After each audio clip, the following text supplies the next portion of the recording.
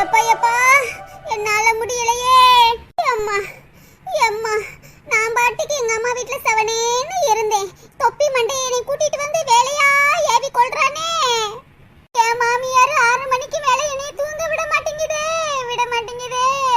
எங்க அம்மா கிட்ட போன போட்டு சொல்லுவான். என்னது போன் அடிச்சுக்கிட்டே இருக்கு, எங்க அம்மா ஏன் எடுக்கல? திரும்பவும் அடிப்போம்.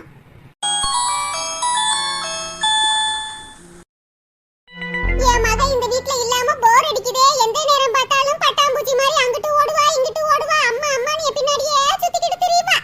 2 நாள் இருந்தா என் மாப்பிள்ளை கூட்டிக்கிட்டு போயிறாரு. ஏன் இப்படி பண்றாரு? போன் வேற அடிச்சுக்கிட்டே கிடக்கு.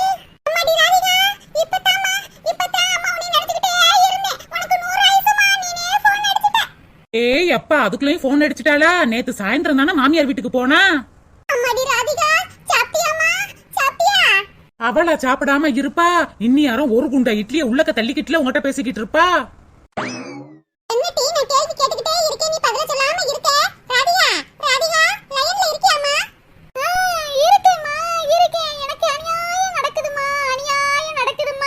ஏய் ராதிகா, ஏன்டி அழுகுறியாடி? ஏன்டி இவ அழுகுற? இந்த போன்ல வேற ஒழுங்கா கேட்க மாட்டேங்குதே. என் மயன்ட்ட 4G செல்லு வாங்கிட்டாடா, நான் பேசணும் என் மக்கள்கிட்ட அப்படின்னு நான் கேட்க மாட்டானே. ராதிகா அம்மா கேக்குதாமா? இரு மக்கா, நான் ஸ்பீக்கர்ல போட்டு கேக்குறேன். ஹலோ, இப்ப கேக்குதா மக்கா? அம்மா, என் மாமியாரும் என் நாத்தனாரும் என்னைய கொடுமைப்படுத்துறாங்கம்மா. என்னது, இவ்வளவு கொடுமைப்படுத்துறாங்களா? இவ அவங்கள கொடுமைப்படுத்தாம இருந்தா சரிதேன். என்ன மக்கா சொல்ற? உன் நாத்தனார் கறி ஊர்ல இருந்து வந்துட்டாளா? ஆமாம்மா, அதனால தான் எங்க வீட்டுக்காரர் என்னை இங்க கூட்டிட்டு வந்திருக்காரு. அம்மா, என்னால தாங்க முடியலம்மா. சம்மந்திக்காரி சும்மாவே ஆட்டம் போடுவா, மலைக்காரி வந்தா ரொம்ப ஆட்டம் போட்டுக்கிட்டு கிடப்பா. என் மகளை போட்டு படாத பாட்டுல படுத்திக்கிட்டு கிடக்காங்களே. அம்மா, எல்லாம் என் தலையெழுத்துமா, தலையெழுத்து. காலையில 5 மணிக்கு எந்திரிக்கணுமாமா. 5 மணிக்கு எந்திரிச்சு எல்லாருக்கும் காப்பி போட்டு கொடுக்கணுமாமா. என் மாமியார்காருக்கு பெட் காபி தாமா வேணுமா. நான் போட்டு சுட சுட கொண்டு போய் அது ரூமுக்குள்ள கொடுக்கணுமா. சீக்கிரமா எந்திரிச்சு வீடு வாசல தூத்தணுமா, பாத்திரத்தை கழுவணுமா, சமைக்கணுமாமா. ஒரு மனுஷியே இவ்வளவு வேலை எவராளுகளா? அம்மா, இது கூட பரவாயில்லம்மா. நான் போட்டுக்கிற துணியை நானே துவைக்கணுமாமா. அட நாதாரிய, பொம்பளைங்கன்னா இவ்வளவு வேலையும் செய்யத்தானே வேணும். வேற பக்கத்து வீட்டுக்காரரா வந்து செஞ்சு கொடுப்பாரு.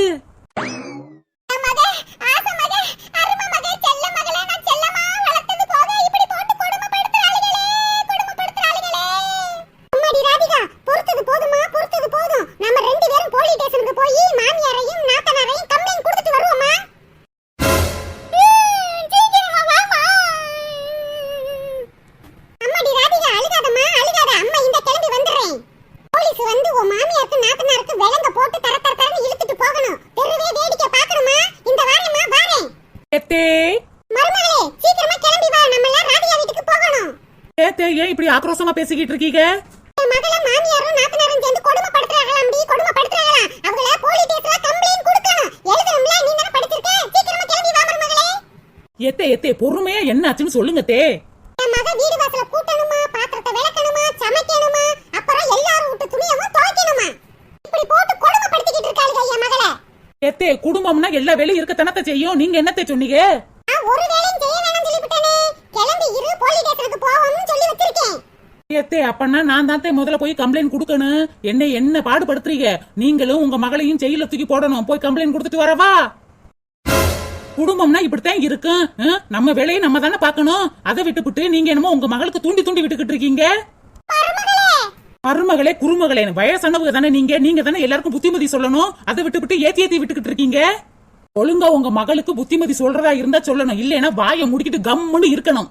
அவ உங்க பேச்ச கேட்டுக்கிட்டு அங்க சண்டை போட்டுட்டு இங்க வந்தா அப்புறம் உங்களுக்கே சோறு கிடையாது, பாத்துக்குங்க.